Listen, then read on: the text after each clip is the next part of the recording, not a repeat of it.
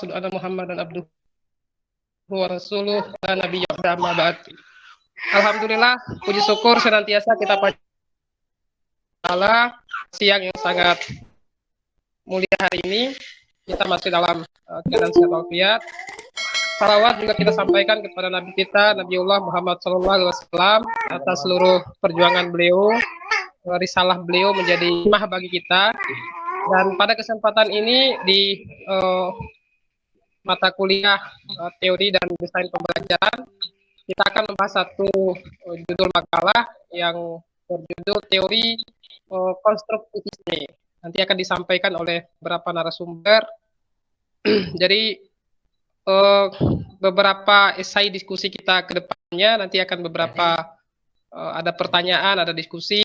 Namun sebelum kita masuk pada forum-forum diskusi dan sesi tanya jawab, kami minta kesediaan kepada pemateri untuk menyampaikan materi tentang teori konstruktivisme dalam teori pembelajaran. Kami persilakan kepada pemateri, narasumber, silakan.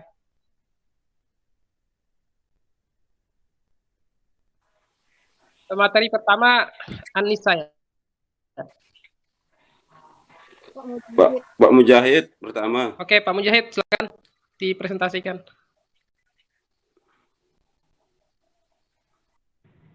Tolong live ya, live itu yang presentator di live kan ya. Siap, Pak Dokter. Pak Mujahid, silakan. Mikrofonnya belum aktif. Belum kelihatan. Oh, belum aktif ya? Maaf. Gak perhatikan. Oke, baik. Bismillahirrahmanirrahim. Assalamualaikum warahmatullahi wabarakatuh. Waalaikumsalam. Waalaikumsalam warahmatullahi wabarakatuh.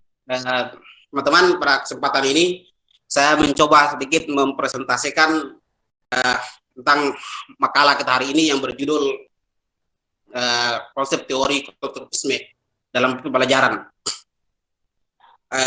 Saya lebih dulu di materi pertama ini membahas tentang teorinya.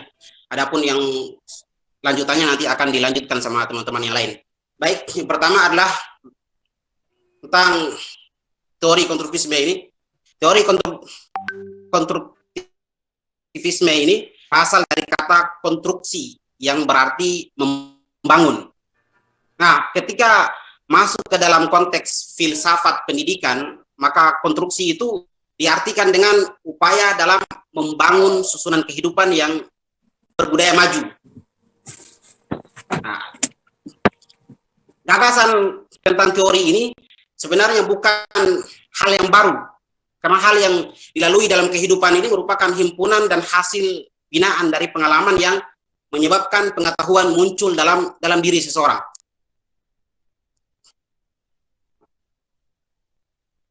Menurut Van Glaaf, siapa namanya? Saya kurang ngerti dalam bahasa Inggris, menyebutkan bahasa Inggris ya. Pengertian konstruktif kognisi ini muncul pada abad ke-20 dalam tulisan Mark Baldwin yang secara luas diperdalam dan dibesarkan oleh Jean Piaget ini. Ya. Namun apabila ditelusuri lebih jauh, gagasan pokok konstruktivisme ini sebenarnya sudah dimulai oleh Giambattista Vico, seorang epistemologi dari Italia. Kemudian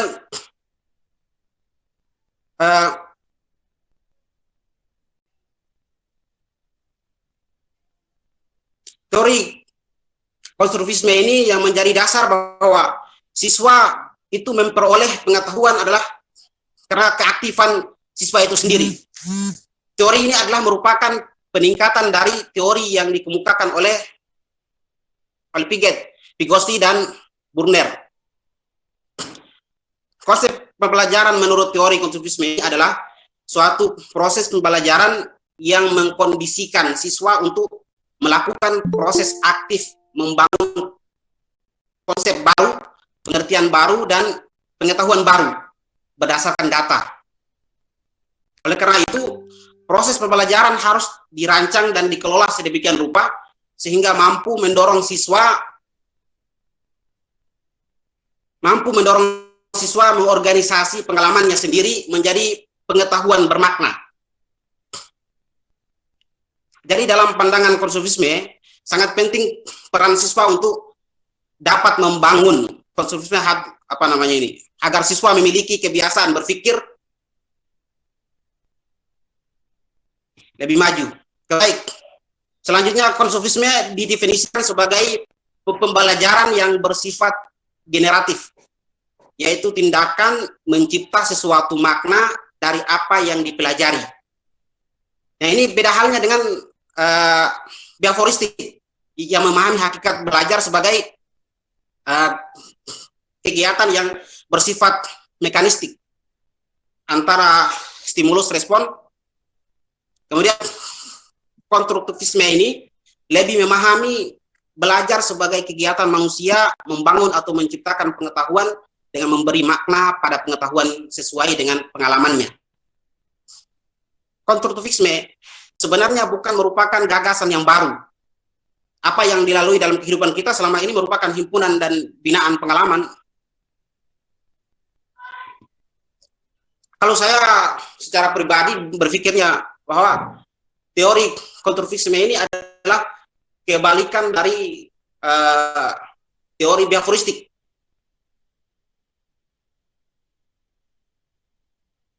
Yang mana para siswa, para guru lebih berperan aktif, sementara siswa itu sifatnya pasif. Sementara di teori konstruktivisme ini ada sebaliknya, berpikir kreatif dan lebih membutuhkan kesadaran siswa untuk lebih banyak berusaha potensinya sendiri. Baik dari dengan teman-teman. Nah, itu ada pun poin-poin penting dalam konstruktivistik ini. Kemudian umumnya saja. Adapun nanti lebih teman-teman bisa membacanya aja dalam makalah itu sudah jelas di situ. Adapun tokoh-tokoh daripada ini teori konstruktivistik ini adalah yang pertama ada Driven dan Bell. Ini mereka berdua berpendapat bahwa karakteristik dari teori belajar konstruktivistiknya adalah peserta didik, keterlibatan peserta didik optimal mungkin dalam pembelajaran. Pengetahuan tidak datang dari luar, tetapi dikonstruksi oleh peserta didiknya sendiri. Kemudian pembelajaran bukan berupa transfer pengetahuan, tetapi melibatkan pengendalian, rekaya kondisi dan situasi kelas. Kemudian kurikulum bukanlah sekedar dipelajari, melainkan perangkat sumber yang harus dikembangkan. Menurut Jean Piaget ini, Piaget yang dikenal sebagai konstruktivis menegaskan bahwa pengetahuan dibangun dalam pikiran anak melalui asimilasi dan akomodasi. Asimilasi ini adalah penyerapan informasi yang baru, sedangkan akomodasi adalah suatu yang disediakan untuk kebutuhan penyusunan struktur informasi yang lama maupun informasi baru, baik tempat maupun kebutuhan lainnya. Ada 3 hal pokok yang berkaitan dengan tahap perkembangan intelektual dan tahap perkembangan konstruktivisme ini. Ya, menurut Piaget tadi ini adalah yang pertama adalah intelektual, perkembangan melalui tahapan yang beruntun yang selalu sama. Kemudian perkembangan intelektual dianggap sebagai suatu klaster yang bisa mengkelompokkan, berpatokan pada operasi mental. Kemudian tahap-tahap perkembangan yang dilengkapi dengan keseimbangan proses perkembangan antara pengalaman yang interaksi atau asimilasi dan struktur kognitif yang timbul atau akomodasi. Kemudian menurut Vygotsky ini memahami bahwa belajar dilakukan dalam interaksi dengan lingkungan sosial. Proses belajar seorang dengan story lebih mudah apabila dalam konteks sosial budaya. Artinya inti dari konstruktivisme ini menurut Vygotsky ini adalah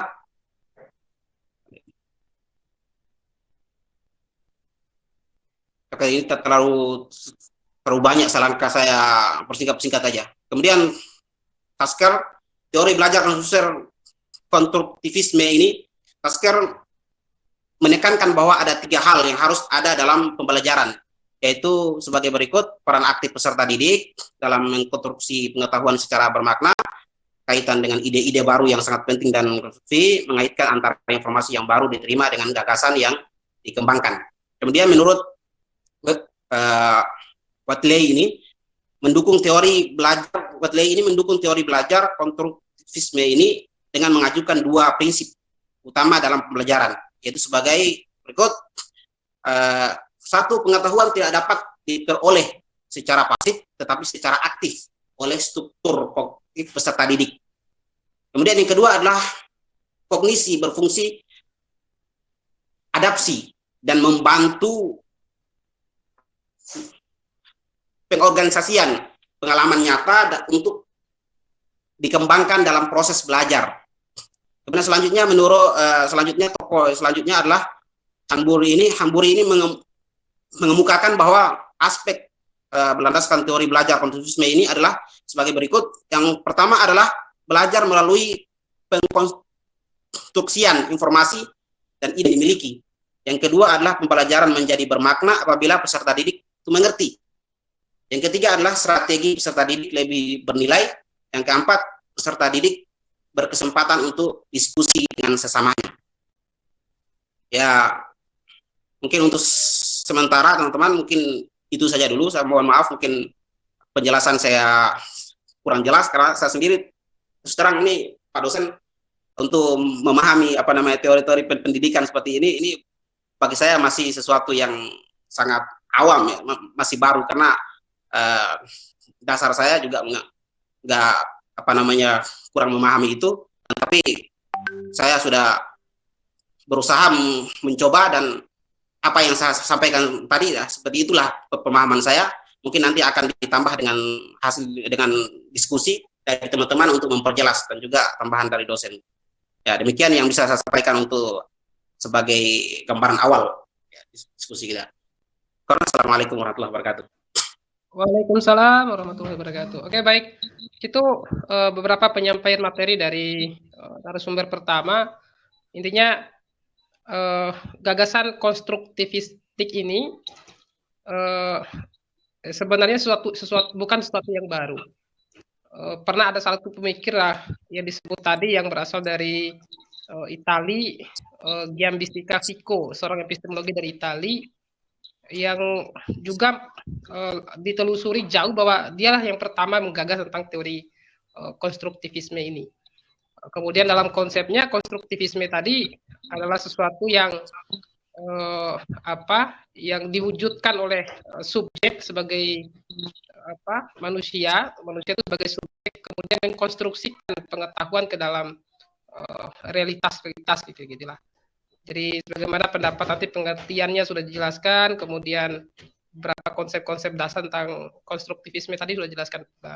Kemudian yang kedua, kami lanjut ke narasumber kedua. Yang mana yang dulu nih, Pak Kaharudin atau Pak Mahrum? Mahrum, Pak. Pak Mahrum ya. Oke, silakan Pak Mahrum dilanjutkan untuk mempresentasikan tentang kelebihan dan kekurangan teori konstruktivisme. Kepada Pak Mahrum kami persilakan.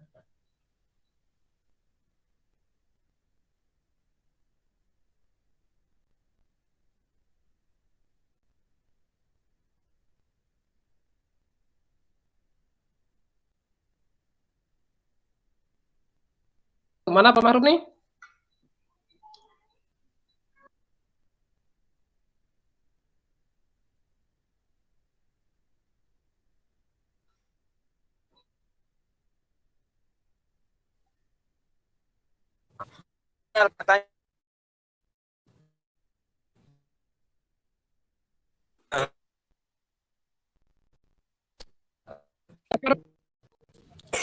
Oke, baiklah saya akan menyampaikan kelebihan dan kekurangan dari teori konstruktivisme ini. Yang pertama, kelebihan yang pertama adalah dalam saya pakai HP nih Pak, jadi maka materinya saya lihat di grup ini, jadi iya, kita mulai yang pertama. Kelebihan yang pertama adalah dalam hal berpikir, dalam proses membina pengetahuan baru, murid berpikir untuk menyelesaikan masalah, mencari ide dan membuat keputusan. Yang kedua, dalam hal pemahaman adalah murid terlibat langsung dalam membina pengetahuannya sendiri. Mereka akan lebih paham dan boleh mengaplikasikannya dalam semua situasi ataupun dalam semua hal. Kelebihan yang ketiga adalah dalam hal mengingat. Jadi dalam hal mengingat ini murid juga terlibat langsung, aktif. Mereka ingat lebih lama semua konsep yang telah diberikan oleh guru. Ya. Halo. Lanjut. Ya, kita lanjut ya. Ya, melalui pendekatan ini siswa membina ya. Pakai mic. Sudah tadi kan. Nah, gitu. Sudah tadi. Lanjut. Ya, baik, saya lanjut. Yang keempat adalah kelebihan yang keempat adalah dalam kemahiran sosial diperoleh apabila berinteraksi dengan rekan dan guru dalam membina pengetahuan baru. Terus kelebihan yang kelima adalah dalam hal motivasi. Jadi siswa terlibat langsung dalam hal memahami, mengingat, yakin dan saling berinteraksi. Mereka akan merasa termotivasi belajar dalam memperoleh pengetahuan yang baru atau yang lain.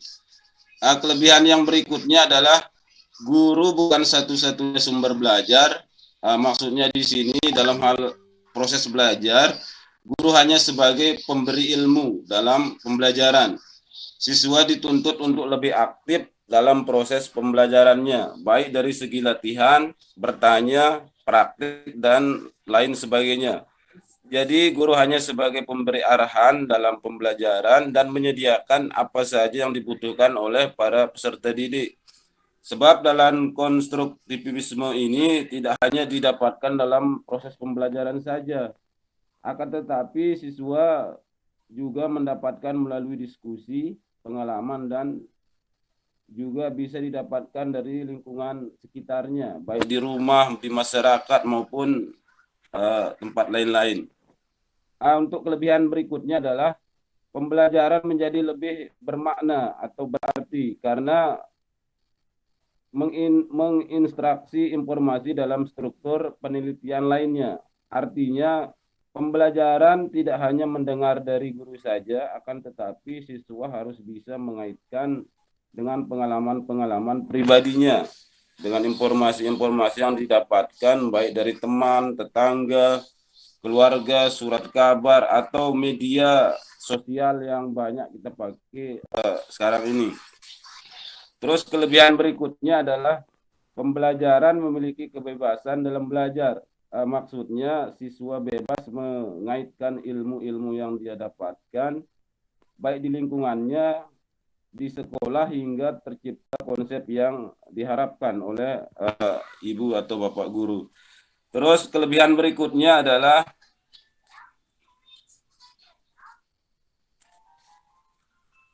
sebentar dulu Pak.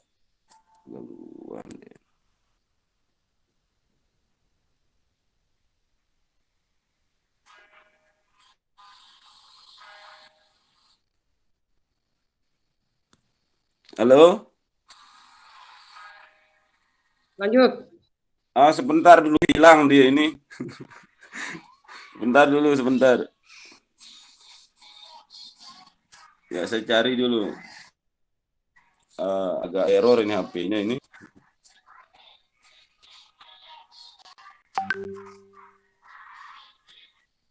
Ya, baiklah, kita lanjut untuk kelebihan yang berikutnya adalah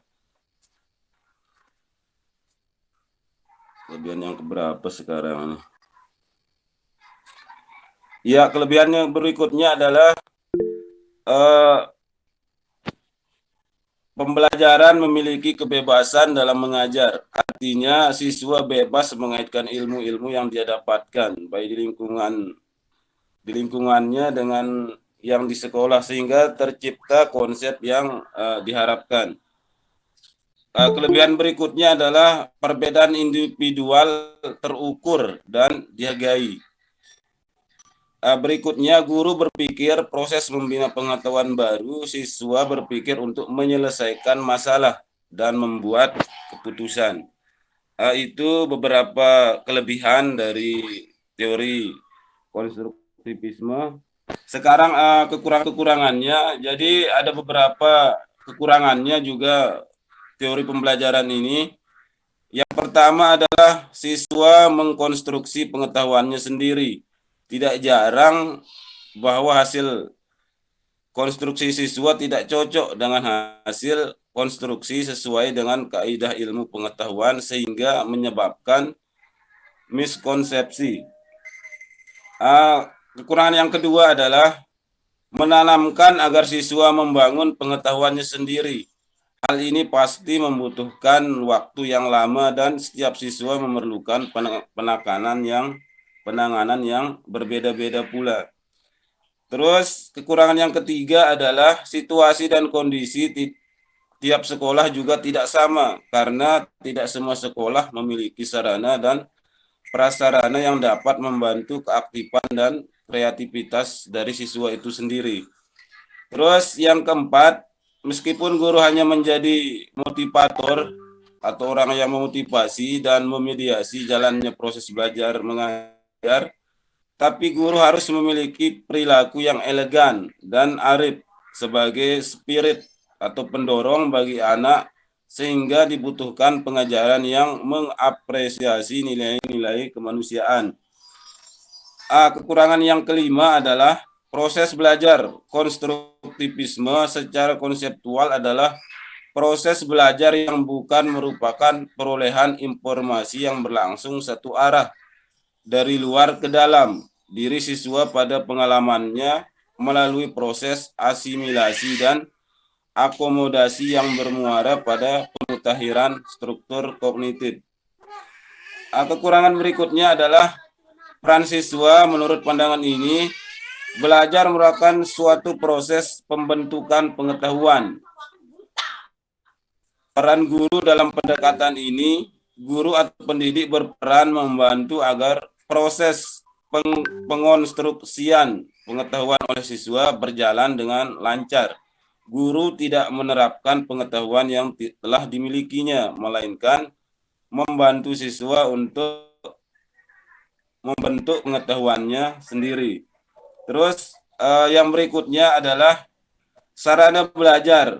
Dalam pendekatan ini menekankan bahwa peran utama dalam kegiatan belajar adalah aktivitas siswa dalam mengonstruksi pengetahuannya sendiri.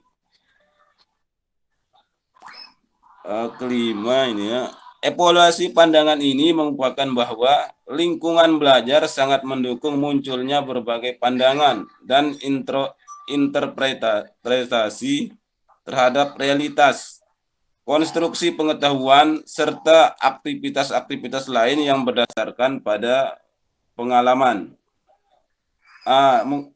Itu beberapa kelebihan dan kekurangan dari teori konstruktivisme. Mungkin untuk lebih lengkapnya nanti kita akan buka sesi tanya jawab untuk lebih jelasnya nanti dibantu oleh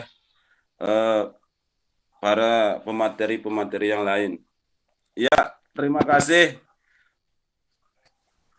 atas kesempatannya. Ya, sekian. Assalamualaikum warahmatullahi wabarakatuh. Waalaikumsalam warahmatullahi wabarakatuh. Baik Bapak Ibu sekalian, jadi itulah beberapa penyampaian dari narasumber kedua tentang kelebihan dan kekurangan teori kognitivisme. Jadi secara umum, misalnya dalam kelebihan tadi dijelaskan beberapa kelebihan tadi, misalnya seorang siswa ini mendorong sesuatu yang baru dalam pengetahuannya ketika dikumpulkan beberapa pengalaman belajar. Jadi secara umum kalau kita lihat pemikirannya Giambattista Vico, kemudian Jean Piaget, von Glaser-Steagall ini kan seorang tokoh idealis. Kemudian kekurangan tadi yang mengkritisi apa yang menjustifikasi kekurangan tadi adalah tokoh-tokoh semacam John Locke dalam teori empirisme. Jadi ada perdebatan dua konsep besar di situ. Giambattista dengan idealismenya, John Locke dengan empirismenya dalam kekurangannya. Saya kira itu beberapa poin dari pemaparan dari Pak Mahrum. Kami lanjut ke narasumber yang selanjutnya tentang kritik terhadap teori konstruktivisme. Kami persilakan siapa yang menyampaikan ini? Ya, Pak Kaharudin ya? Saya, Pak. Oh, Anissa, silakan. Oke, lanjut. Ya. Terima kasih sebelumnya saya ucapkan atas kesempatan yang diberikan oleh moderator. Di sini saya akan mempresentasikan mengenai kritik terhadap teori konstruktivisme. Di sini ada dua tokoh yang akan kita bahas, yaitu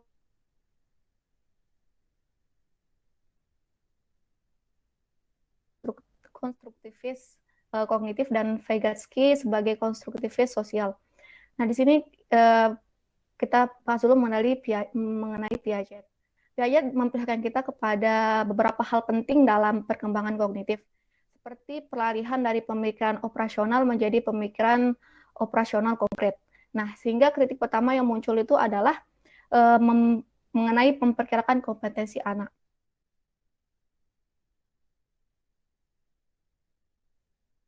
Piaget, di mana contohnya seperti ketika anak berumur 2 tahun, dia itu sudah kadang memiliki menjadi non-egosentris atau memiliki perspektif yang berbeda daripada orang lain.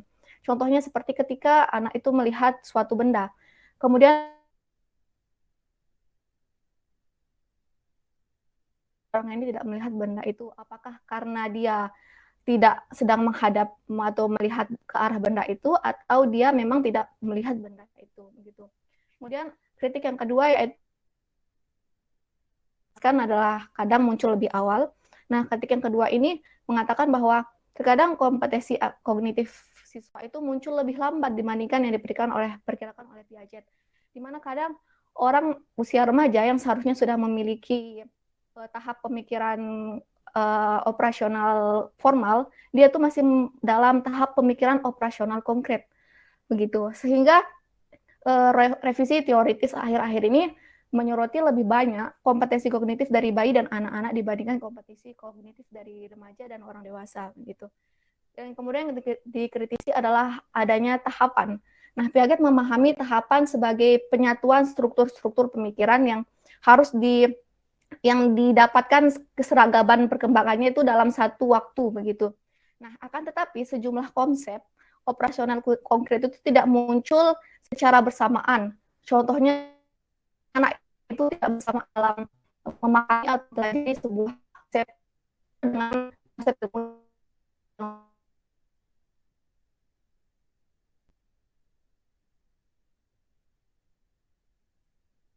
bisa dilatih ya, itu dalam tingkatnya menurut dan argumen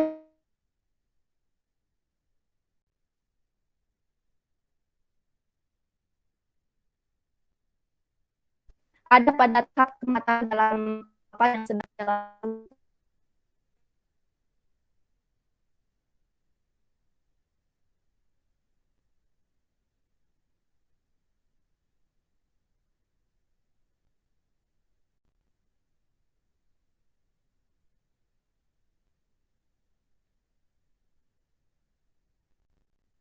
kondisi sosial yang dialami begitu. Kemudian kita lanjut ke konsep Vygotsky. Memang konsep konstruktivis Vygotsky dan Piaget ini muncul pada saat yang hampir bersamaan. Namun kebanyakan orang itu lebih dahulu mempelajari konsep teori Piaget ini sehingga evaluasi terhadap konsep Vygotsky ini belum secara menyeluruh. Nah, namun beberapa kritikus itu sudah mengatakan bahwa Vygotsky itu terlalu menekankan pada peran bahasa dan proses berpikirnya. Penekannya itu pada kolaborasi dan bimbingan yang diberikan oleh guru. Nah, dia mempertanyakan bagaimana jika bimbingan yang diberikan oleh guru itu dapat membuat siswa menjadi lebih malas karena terbiasa dibimbing begitu. Padahal sebenarnya kan konstruktivisme ini menekankan agar siswa itu bisa aktif. Namun sehingga itu dipertanyakan kembali, jika ada bimbingan ini, apakah dia nanti kembali pada konsep awalnya, yaitu dia jadi lebih malas atau tidak mandiri, padahal sebenarnya dia bisa mencari ilmu itu sendiri. Gitu. Mungkin cuma itu yang bisa saya sampaikan, Bapak. Makasih. Assalamualaikum warahmatullahi wabarakatuh. Waalaikumsalam warahmatullahi wabarakatuh.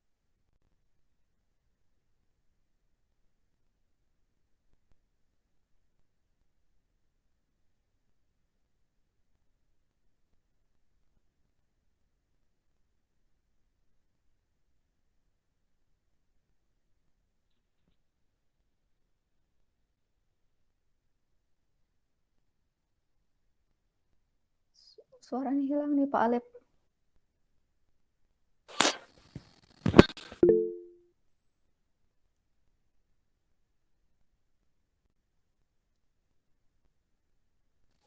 Lanjut, Abah.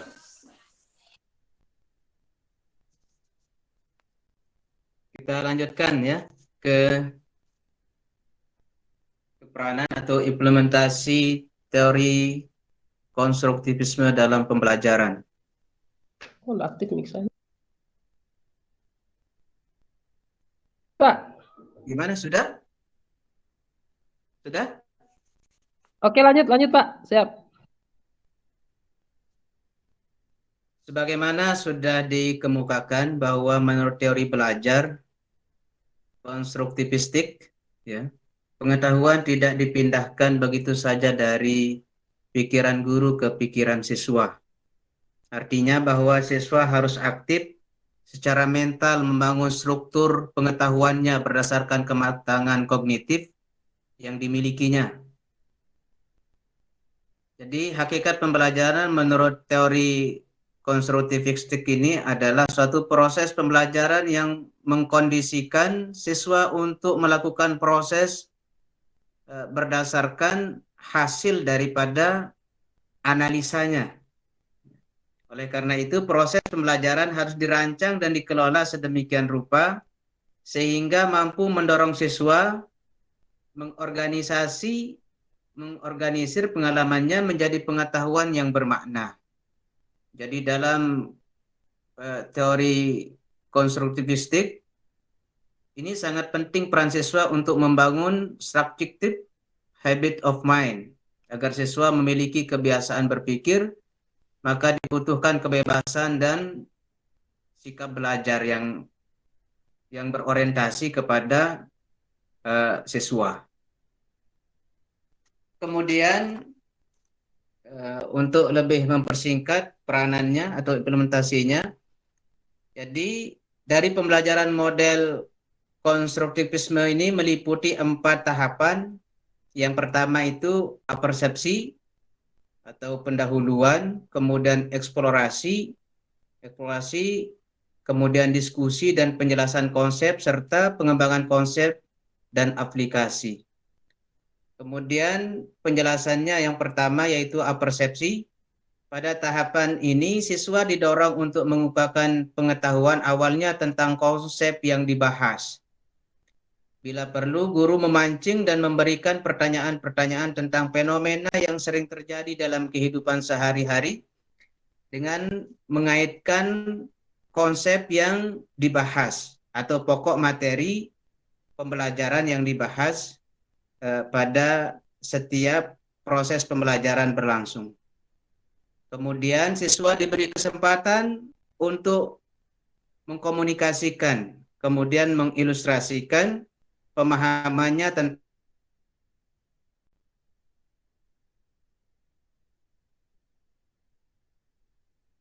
dalam itu eksplorasi. Pada tahapan ini siswa diberi kesempatan untuk menyelidiki dan menemukan konsep melalui pengumpulan data dalam suatu kegiatan yang telah dirancang oleh guru atau pendidik. Kemudian secara berkelompok didiskusikan dengan kelompok lainnya, yaitu pembelajaran cooperative planning. Kemudian yang ketiga yaitu diskusi dan penjelasan konsep. Pada tahapan ini saat siswa memberikan penjelasan dan solusi yang pastinya hasil temuannya ditambah dengan penjelasan dari pendidik atau guru.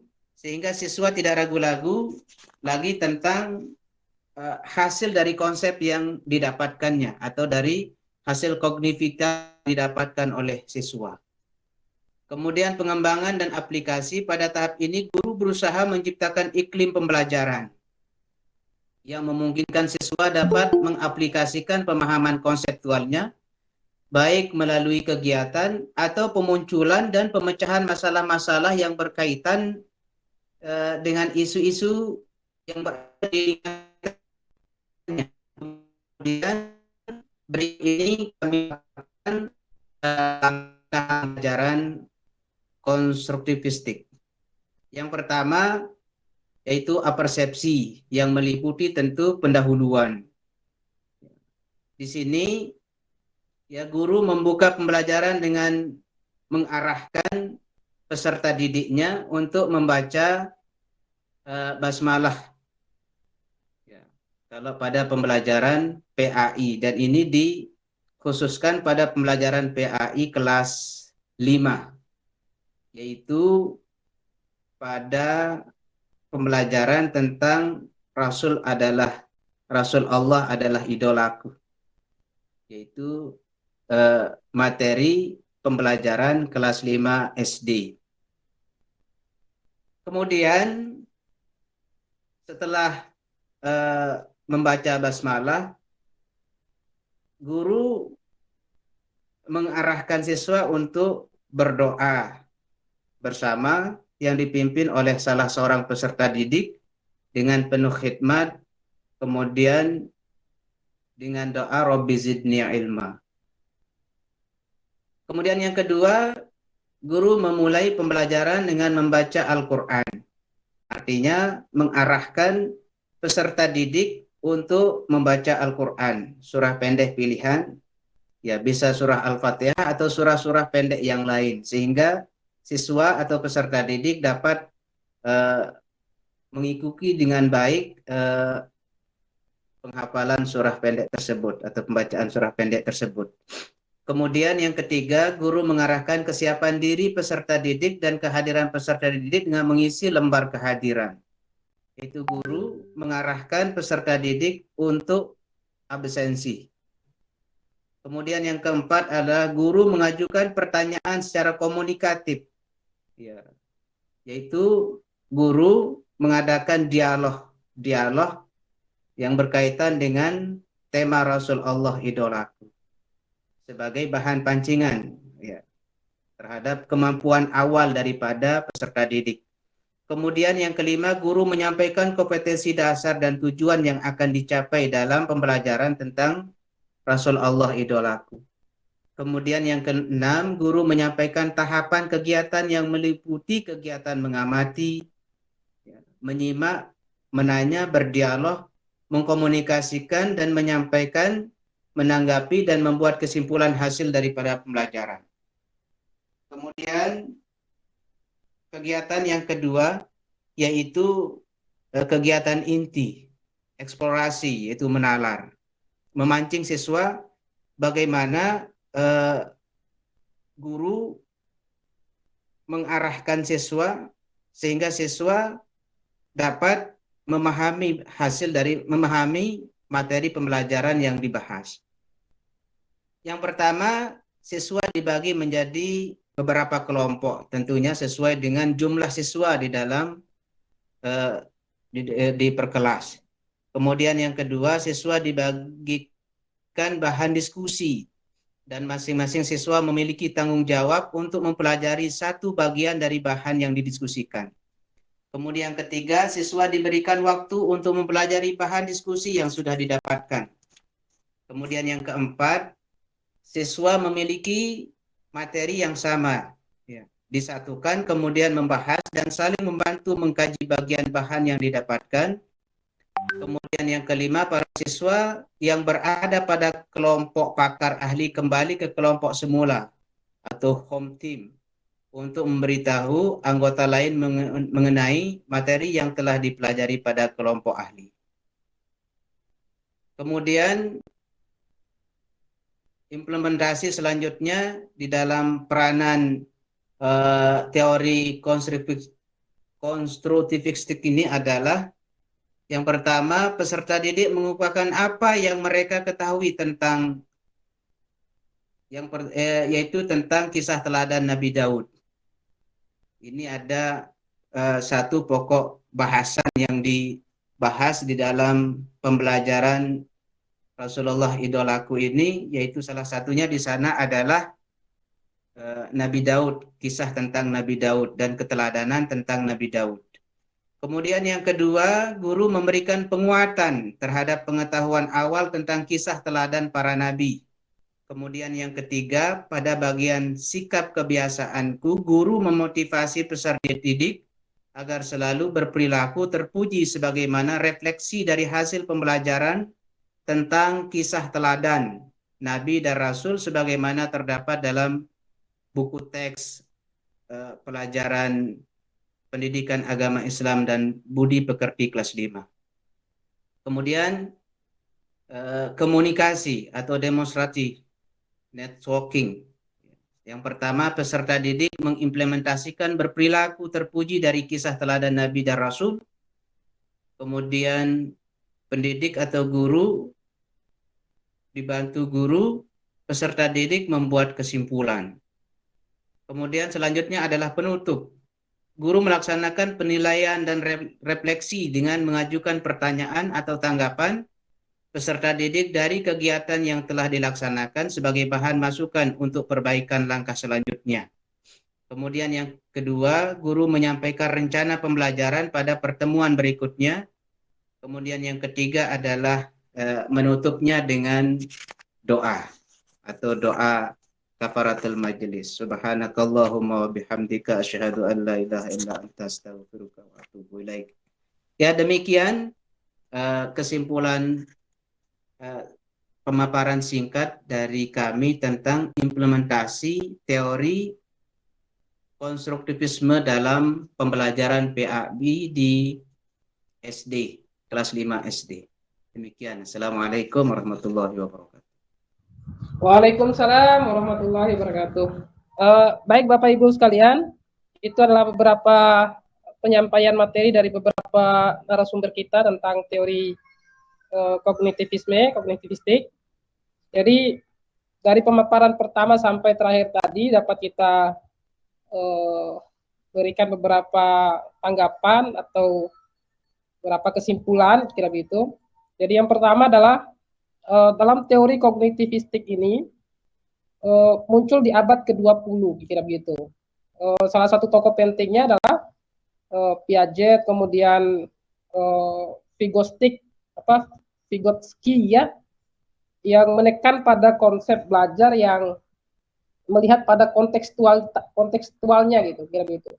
Yang secara sosial kulturalnya pembelajaran konstruktivistik ini kan menekan anak pada mengumpulkan pengalaman-pengalaman belajar yang sebelumnya pengalaman belajar sudah dipelajari dalam teori kognitivistik oleh Piaget sendiri, tetapi oleh Vygotsky teorinya Piaget ini kan yang menekan pada teori-teori pengalaman yang sifatnya adalah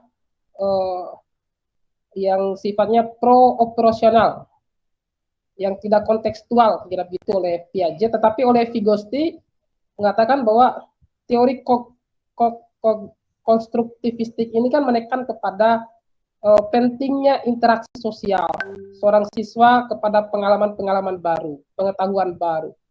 Yang dalam pendidikan guru hanya sebagai fasilitator. Jadi peran guru itu hanya sebagai fasilitator. Kemudian peran pembelajaran, penilaian pada pembelajaran, seorang guru hanya menilai pada aspek-aspek tertentu. Kemudian yang dititik beratkan pada bagaimana seorang siswa mengalami satu proses konstruksi dari pengalaman-pengalaman yang ada. Dan kritikan tadi banyak disampaikan oleh narasumber ketiga kelebihan dan kekurangan juga disampaikan oleh Pak Mahrum. Kemudian dalam implementasinya dijelaskan oleh Pak Kaharudin tadi bahwa teori belajar konstruktivistik ini kan mencerminkan kepada sesuatu yang membuat siswa itu bebas dalam memahami materi-materi yang diajarkan oleh seorang guru.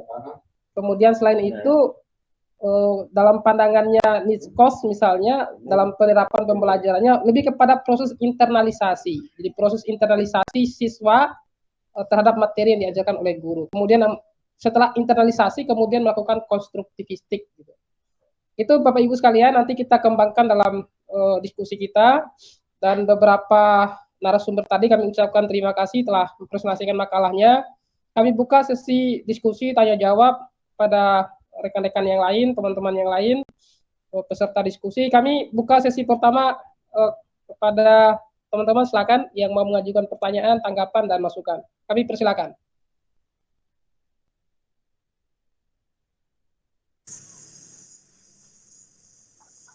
Assalamualaikum. Waalaikumsalam. Oke, silakan Pak Maruk. Boleh saya mau bertanya. Iya.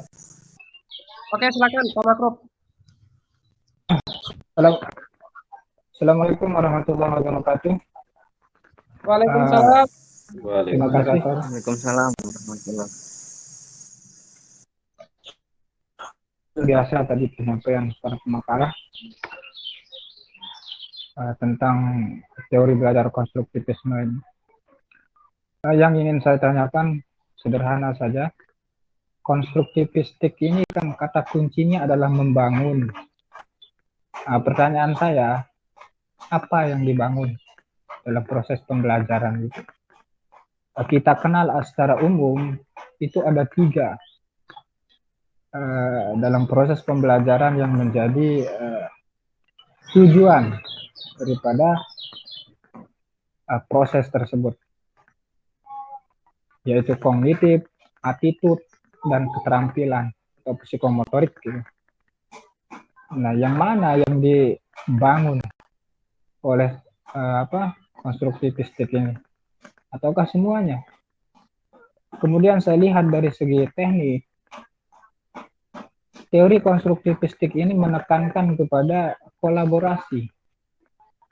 Kolaborasi umum sekali. Kolaborasi siapa? Guru dengan siswa, siswa dengan siswa. Polanya seperti itu. Atau siswa dengan alam misalkan. Nah, dalam teknik semacam itu, apa yang dibangun di situ juga? Ketika siswa berkolaborasi, apa yang mau dibangun di sana? Dalam tentu secara spesifik pandangan daripada tokoh-tokoh atau gagasan besar daripada konstruktivistik itu. Saya kira itu, Pak Moderator. Terima kasih. Oke. Assalamualaikum warahmatullahi wabarakatuh. Waalaikumsalam warahmatullahi wabarakatuh. Oke, pertanyaan dari Pak Makruf tadi tentang dari pengalaman dari konsep-konsep belajar dalam teori-teori yang sudah dikemukakan oleh para narasumber tadi. Pertanyaannya adalah dalam kolaborasi apa yang dihasilkan dari kolaborasi itu dalam belajar, dalam pendekatan teori konstruktivistiknya. Ketika seorang anak berkolaborasi, apa yang dihasilkan dari konsep kolaborasi itu dalam pembelajaran? Kami persilakan kepada narasumber sebelum kita lanjut ke pertanyaan kedua.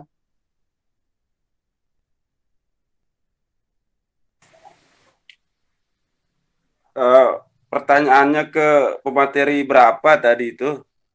Siapa yang mau menanggapi pemateri pertama, Pak Mujahid?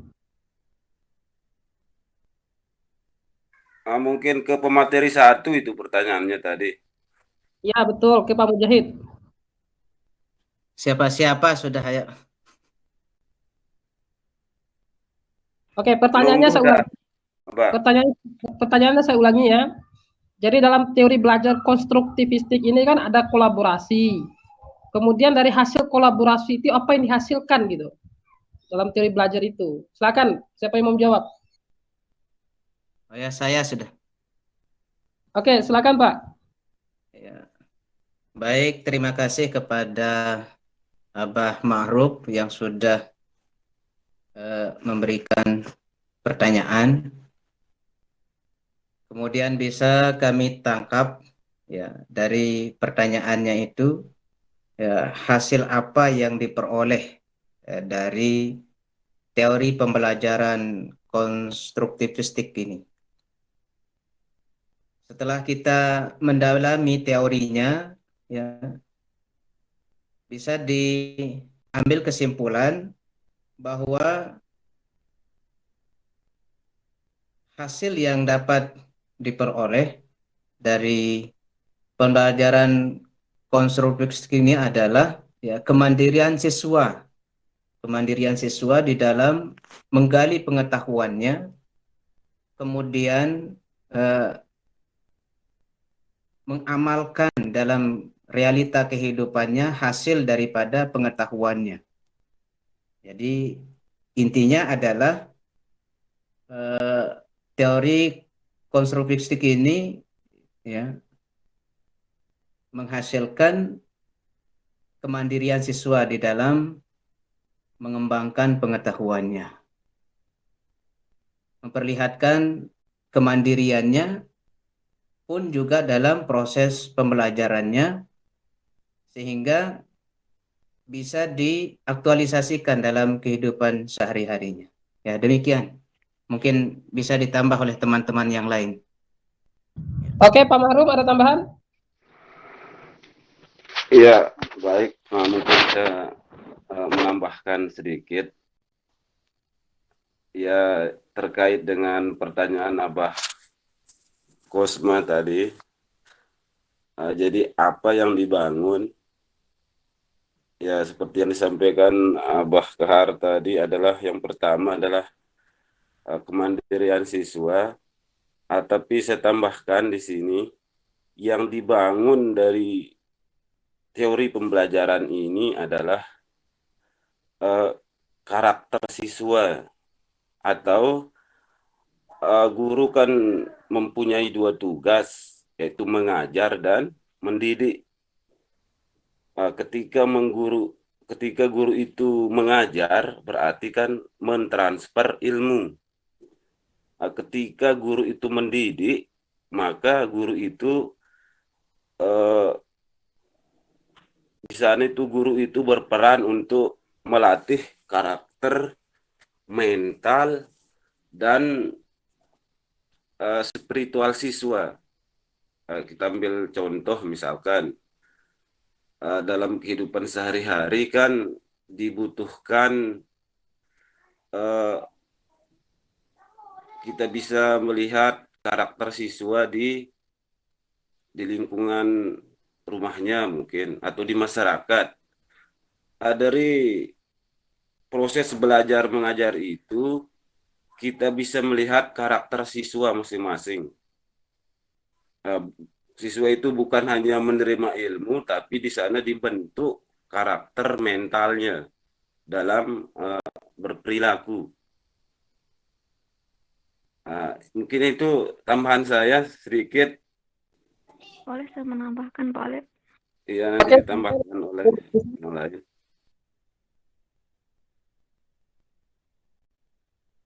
Gimana, boleh? Oke, silakan. Tadi kan apa yang dibangun pertanyaan Pak Makruk dan apa kolaborasi apa gitu antar siapa. Nah ini jawaban saya ini berkaitan nanti atas pertanyaannya Pak Makruk ya.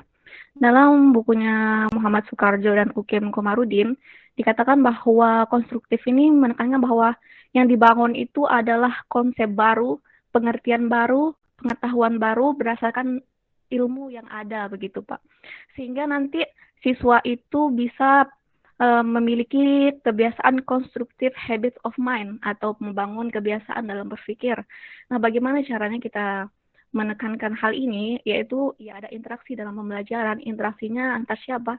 Antara guru dengan siswa, kemudian siswa dengan siswa, kemudian apapun aspek yang ada dalam kegiatan ilmu yang ada pada saat pembelajaran itu, ya itu akan dikreasikan gitu sehingga dapat menimbulkan atau memunculkan sebuah pemahaman baru yang disampaikan oleh siswa dan tentu saja nanti akan disempurnakan atau dibimbing oleh guru yang sedang mengajar pada saat itu. Begitu Pak. Mungkin belum pas atau ada pertanyaan lagi. Oke. Jadi begitu Pak Makrub. Jadi implikasinya pada pembelajaran itu sebagaimana dijelaskan oleh 3 penjawab tadi. Mungkin ada tambahan dari yang lain Pak Sakaki? Baik, saya akan menambahkan tentang kolaborasi tadi. Jadi di pendidikan pada saat ini kan memakai K13. Di sana tertuang dan banyak hal, ada belajar kelompok dan sebagainya. Sebelum ada pembelajaran, nanti ada tugas di sana sebelum belajar. Nah, di sana adalah saya kira itu adalah teori dari aplikasi dari teori konstruktivisme ini. Kemudian ada 2 peran kolaborasi dari guru dan murid. Saya kira yang pertama peran guru itu sebagai expert learners-nya. Jadi artinya guru diharapkan memiliki pemahaman lebih tentang materi pembelajaran. Kemudian guru juga merubah strategi ketika siswa sulit mencapai tujuannya, yakni berusaha mencapai tujuan yang kognitif. Kemudian guru juga sebagai manajer di sana, artinya guru berkewajiban memonitoring dari ketika ada kerja kelompok dan lain sebagainya. Dan di sini di teori ini adalah yang aktif itu adalah siswa. Kemudian yang selanjutnya, setelah adanya tugas kelompok, kemudian guru memberikan keputusan mengenai isi dan menyeleksi dari proses kelompok tersebut. Kemudian guru sebagai mediator di sana. Artinya guru memandu, kemudian menengahi atau menjadi penengah dari siswa tersebut, dari beberapa kelompok tersebut. Kemudian peran siswa di sana, siswa ini berperan ganda. Dia sebagai siswa yang diajar, kemudian sebagai guru juga. Nanti setelah kelompoknya sudah jadi, kemudian nanti dia akan menjelaskan apa hasil dari kelompok tersebut. Nah, di sana itu adalah kolaborasi dari guru dan murid. Saya kira semua itu Pak Alif. Oke, baik. Terima kasih Pak Sakaki dan beberapa tanggapan dari narasumber tadi. Jadi dalam makalah pun ditulis di sini ada beberapa implikasinya semacam apersepsi, eksplorasi, diskusi. Jadi di situ dijelaskan tentang apersepsi itu yang berkaitan dengan pengetahuan awal, yang konsep-konsep awal yang dimiliki siswa. Kemudian seorang guru memancing untuk memberikan pertanyaan tentang fenomena. Eksplorasi juga pun yang berkaitan dengan tugas seorang guru ini kan membiarkan siswa ini melakukan eksplorasi dalam kerja kelompok, kolaborasi kelompok. Kemudian ada diskusi dan lain-lain. Jadi apa dari beberapa jawaban tadi Pak Makrub ada sesuatu yang menjanggal atau yang mau diteruskan?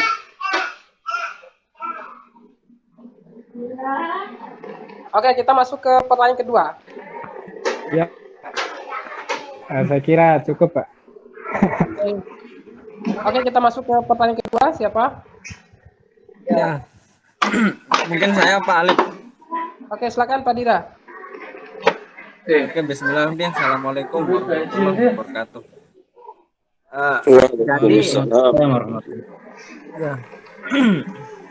Jadi di sini saya mempunyai beberapa pertanyaan. Satu aja. Pertanyaan pertama itu tolong dijawab spontanitas supaya kalau jawaban dari teman-teman ini positif maka saya tidak akan bertanya lagi. Jika negatif maka saya akan ajukan pertanyaan berikutnya gitu. Jadi pertanyaan saya yang pertama ini, teori konstruktivisme ini sama apa tadi teori humanisme itu sama atau tidak? Jawab spontanitas saja dulu. Oke, silakan. Apa pertanyaannya tadi, Pak? Sekira beda itu, Pak. Apakah sama teoritis ini dengan humanisme? Ya,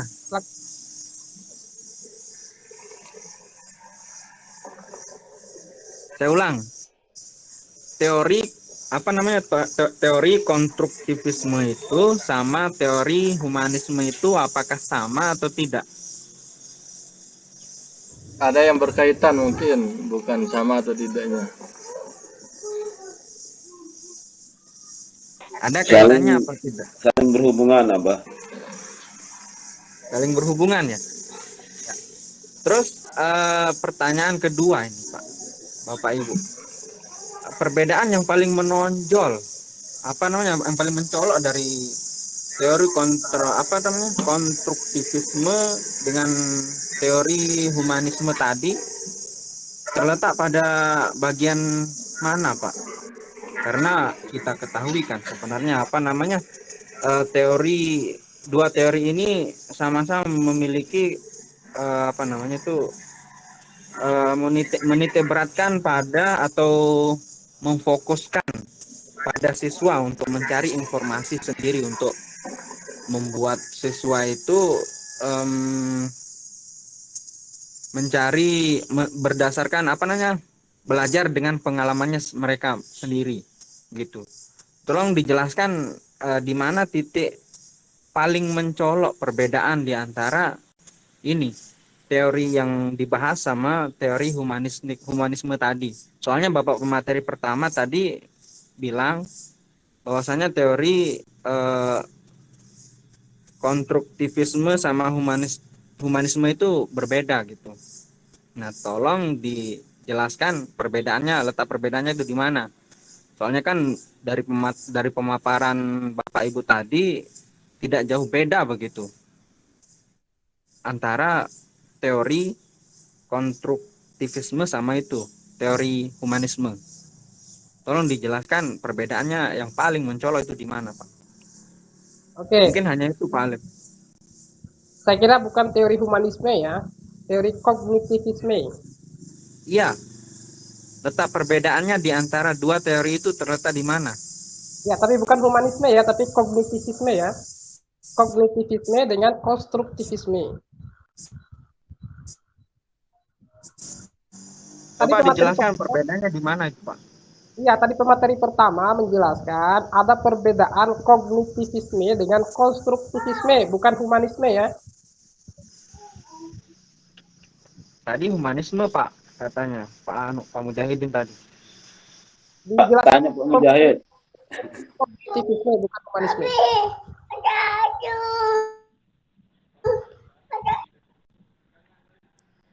Ayo Pak Mujahid, mana Abah ini? Materi pertama tadi Pak Jamal, Pak Mujahid.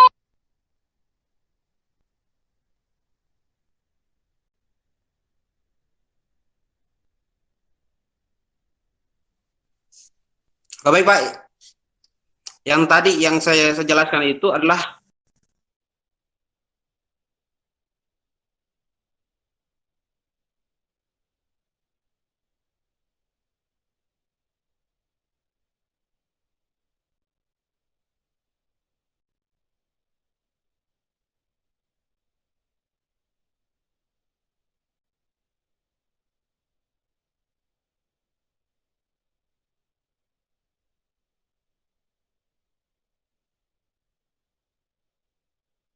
Ya,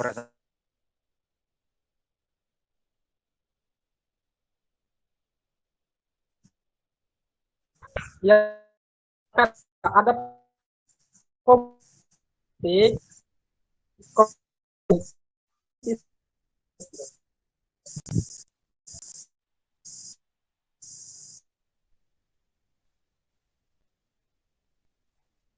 Ya sudah, Pak.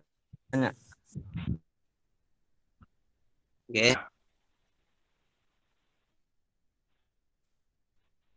Pertanyaan Bapak Ibu yang menanya atau Halo, Assalamualaikum warahmatullahi wabarakatuh.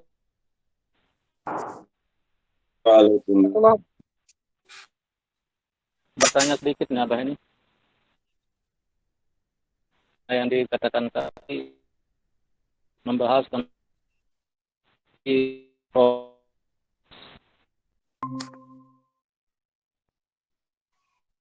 siswa berperan aktif.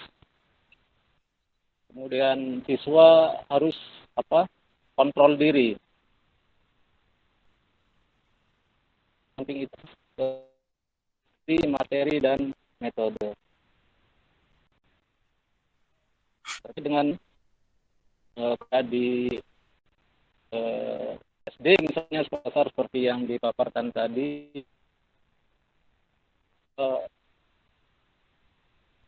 siswa ada karakter yang lebih kepada main-main, ada karakter yang istilahnya yang bangga gitu, yang bangga pada dirinya dan aktif belajar bagaimana yang disarankan oleh guru. Namun ada juga siswa yang seperti yang dikatakan tadi, suruh setiap hari disuruh mencari pembelajaran, mencari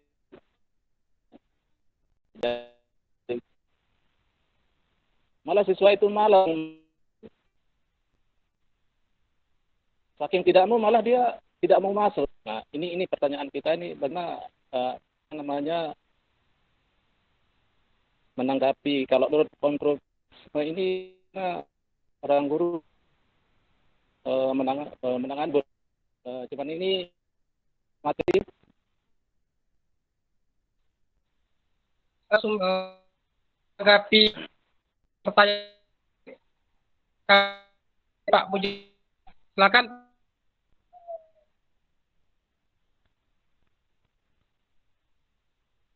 Kait dengan pertanyaan juga menjadi bahwa setiap memiliki dan kekurangannya. Nah, mengatasi permasalahan-permasalahan seperti ini, karena memang masalah ini kebanyakan terjadi. Karena jangankan anak siswa, untuk kita saja orang dewasa, kalau kita mengharapkan kesadaran untuk berbuat, kesadaran untuk bergerak, kesadaran untuk mencari tahu, belajar, kita saja yang mahasiswa saja untuk kesadaran kita untuk membaca buku untuk kepentingan kita itu sulit tanpa ada dorongan. Nah, tanpa ada dorongan atau tekanan yang kuat mungkin dari dosen dan lain sebagainya. Begitu juga dalam halnya siswa misalnya.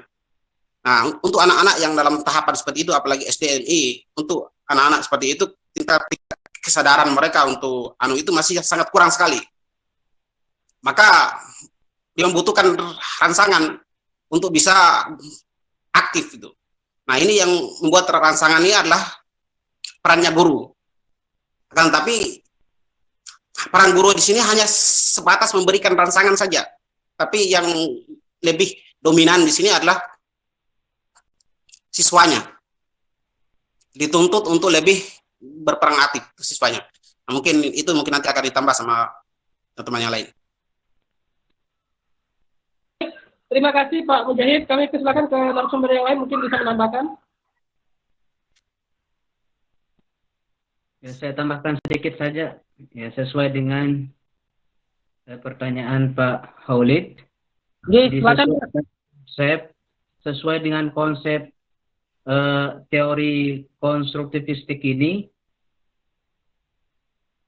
nah yang sudah dijelaskan tadi bahwa teori ini menekankan pada constructive habit of mind.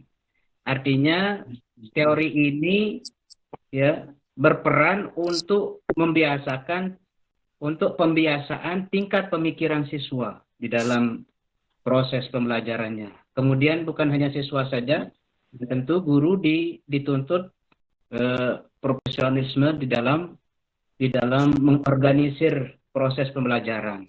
Nah, cuma itu saja. Ya, terima kasih. Ya, terima kasih. Gimana Pak?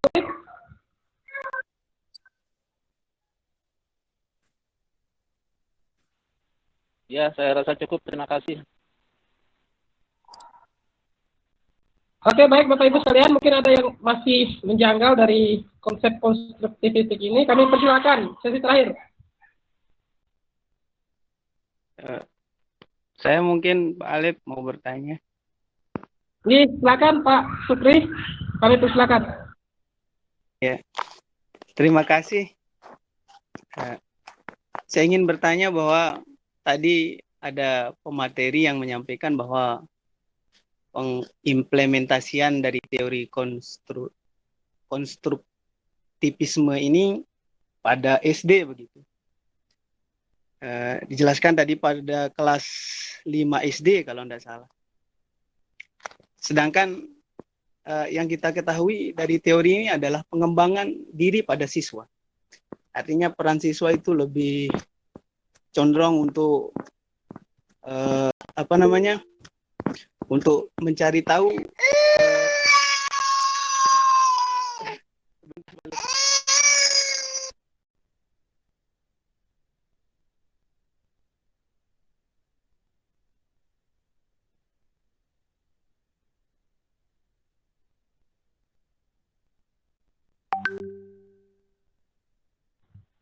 Mana Pak Supri nih?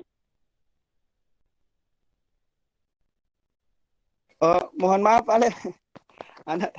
Ya, jadi kita ketahui bahwa teori ini adalah lebih pada siswa untuk bagaimana mengembangkan dirinya untuk mencari pengetahuan sendiri begitu.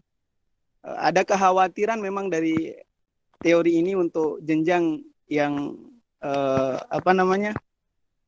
jenjang SD lah begitu, karena nanti kesimpulan yang dia dapatkan dari hasil tidak jarang itu nanti siswa tidak cocok dengan konstruksi kaidah keilmuannya. Mungkin kekhawatiran ini bagaimana tepatnya kira teori ini apakah nyocok untuk anak-anak SD atau memang untuk perguruan tinggi begitu. Terima kasih. Oke, kepada pemateri kami persilakan untuk menanggapi pertanyaan dari Pak Supri tentang konstruktivistik ini, apakah bisa dipakai atau tidak dalam beberapa tingkatan jenjang pendidikan. Misalkan tadi dijelaskan implementasi konstruktivisme terhadap sekolah tingkat dasar. Apakah ini cocok atau tidak? Kami persilakan.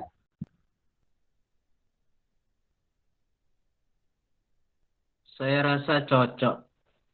Karena ini kan sebagaimana yang sudah disampaikan tadi oleh Akhi Muhammad Sakaki, bahwa kita menerapkan kurikulum K13. Di kurikulum K13 ini yang berperan aktif di sini adalah siswa untuk di dalam menggali pengetahuannya, lebih-lebih di SD. Di SD itu kan penanaman konsep dasar pengetahuan, yaitu di SD. Saya rasa teori konstruktivisme ini cocok untuk di SD. Ya, demikian. Assalamualaikum. Oke, baik, terima kasih Pak Karudin. Berarti Pak Supri bahwa teori konstruktivistik ini bisa dipakai dalam tingkatan pendidikan di tingkat dasar. Mungkin ada tambahan yang lain dari narasumber, Anissa, Pak Fahrum? Pak, sedikit. Lanjut. Ya, tadi kan bisa saya sampaikan juga bahwa dalam teori Vygotsky itu menekankan juga dalam segi bahasanya.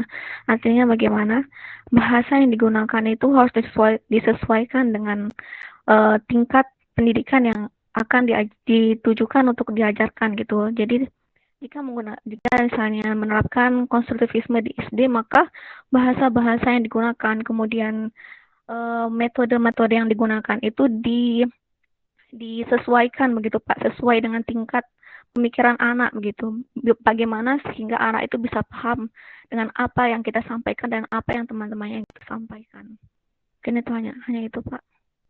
Kira-kira ada dasar hukum enggak dalam Al-Qur'an misalnya tentang teori konstruktivisme ini misalnya ke dalam pembelajaran PAI misalnya?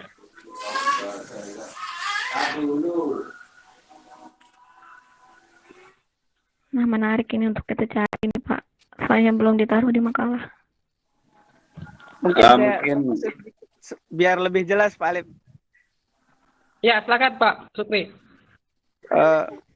Sesuai dengan teori yang sering kita diajarkan dulu ketika di pondok lah misalnya, ada sebuah sering dinyanyikan begitu, belajar di waktu kecil bagi mengukir di atas batu begitu, belajar di waktu besar bagi mengukir di atas air. Itu menunjukkan bahwa kalau pada usia anak itu kan butuh proses yang pengukiran yang agak lama, tapi tidak akan hilang untuk selama-lamanya begitu.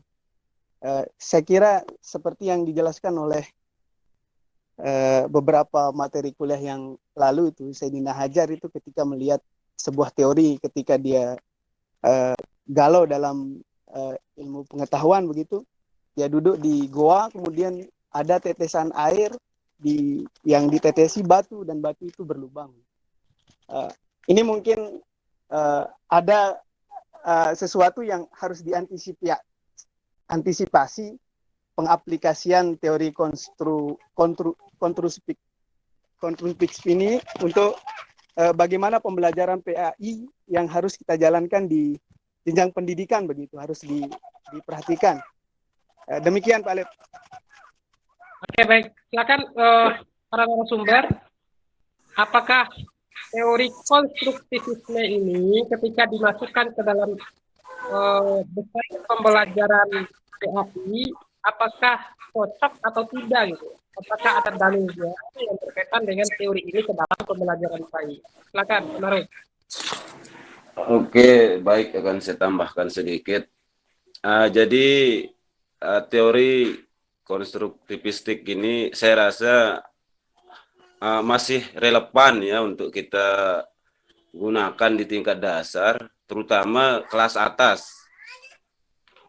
Karena ini sebagai teori pembelajaran pemula buat mereka yang sudah kelas 4, 5, 6 itu saya rasa sudah rata-rata sudah bisa membaca dan tahu maksud sebuah pertanyaan juga kalau udah dia kelas atas itu. Contoh misalkan, kalau kita memberikan mereka pertanyaan mungkin, coba sebutkan nama-nama hewan berkaki 2. Nah, nanti mereka akan belajar mengembangkan nanti berdasarkan pengalaman mereka nanti baik di sekolah, di masyarakat, di rumahnya, di mana saja. Mereka nanti akan mengidentifikasi nama-nama hewan yang berkaki 2 itu. Nah, seperti itulah. Jadi, saya rasa masih relevan ya teori ini dipakai di tingkat dasar, terutama kelas tinggi.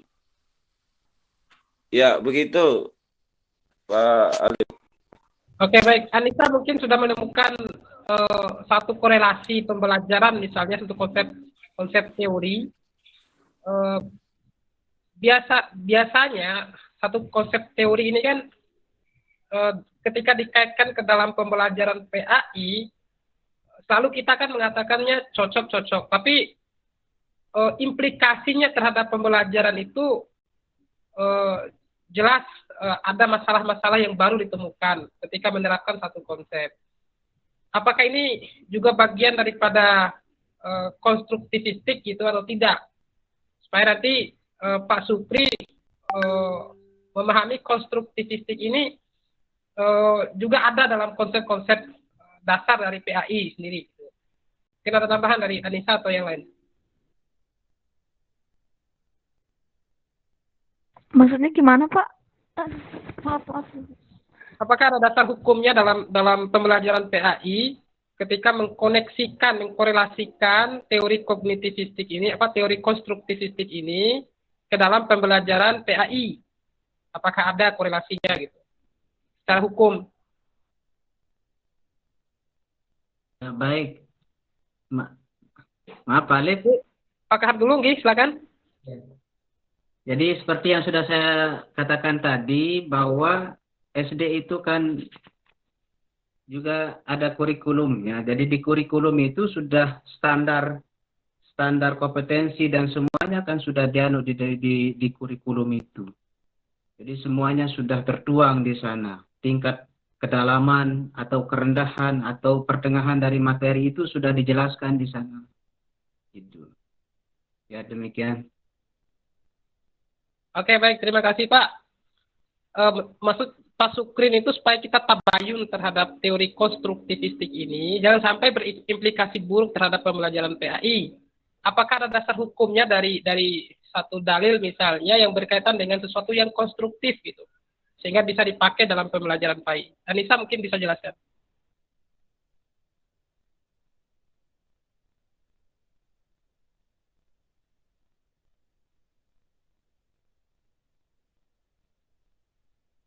Oke, Bapak Ibu, mungkin tidak ada? Oke, saya lanjutkan ya. Oh, itu mungkin Pak bisa jadi masukan juga buat makalah kita. Nanti kita akan cari mungkin hukum antara Quran dan hadis yang berhubungan dengan teori konstruktivisme ini, begitu. Oke, dari beberapa pertanyaan tadi dan beberapa tanggapan dari narasumber sendiri tentang teori konstruktivisme ini, saya ingin menyimpulkan beberapa poin penting.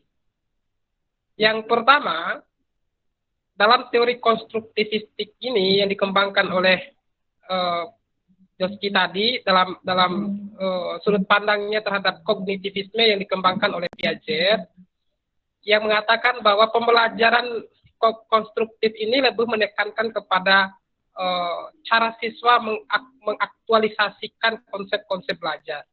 Setelah mereka mendapatkan pengalaman-pengalaman belajar melalui proses belajar, baik dalam diskusi, kemudian eksplorasi, membangun persepsi, dan lain-lain, siswa dituntut untuk mengaktualisasikan gitu.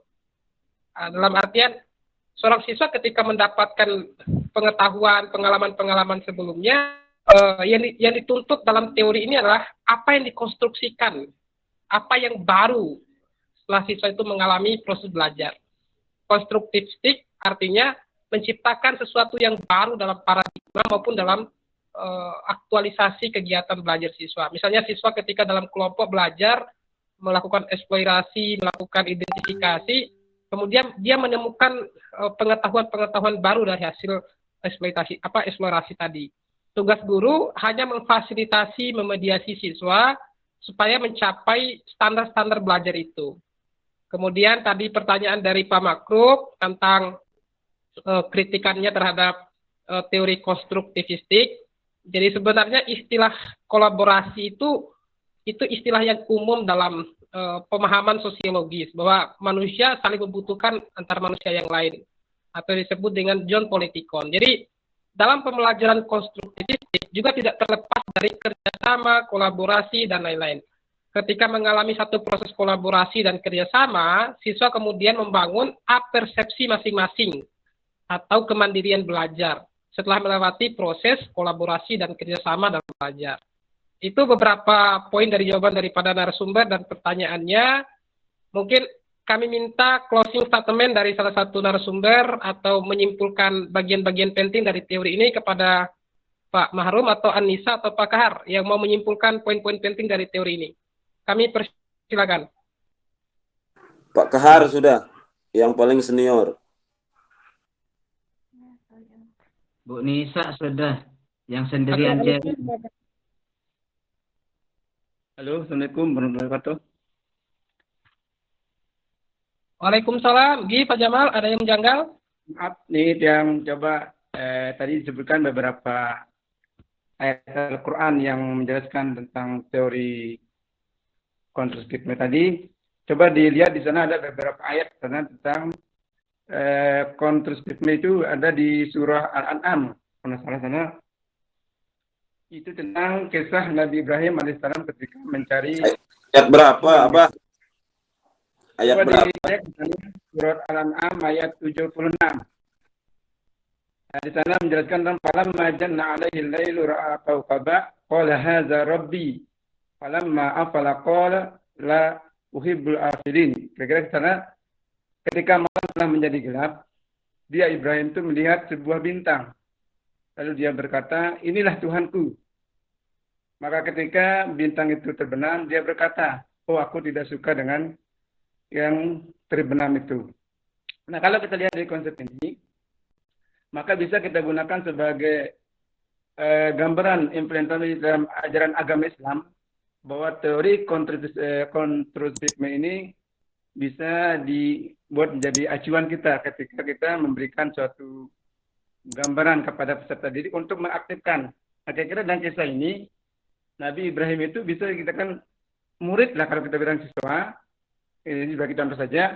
Kemudian keadaan yang akan diamati yang diberikan oleh Allah Subhanahu wa taala tentang terbenamnya munculnya bintang, kemudian terbenamnya bintang itu sebagai gambaran Putus-putus suaranya, Pak. Nabi Ibrahim itu bisa mengamati tentang pencarian Tuhan pada masa itu. Saya kira ayat yang mungkin bisa dipakai sebagai rujukan tentang teori ini di dalam ajaran agama Islam. Terima kasih Pak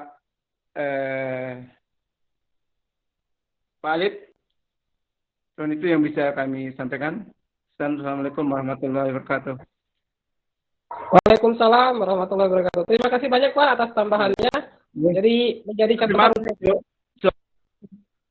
catatan untuk pengakala juga kita semua dalam melihat teori konstruktivistik ini sebagai satu desain pembelajaran yang kemudian sebelumnya sudah kita bahas tentang behaviorisme, tentang konstruktivisme. Jadi beberapa konsep teori-teori pembelajaran itu tentunya sama-sama nanti kita dalami dalam belajar. Pada intinya konstruktivistik ini menjadi sangat familiar dalam pembelajaran karena sering digunakan oleh para pemikir dalam mendesain satu sistem pembelajaran. Maka dengan demikian kita tutup diskusi pada sore hari ini dengan sama-sama baca hamdalah. Alhamdulillahirabbil alamin.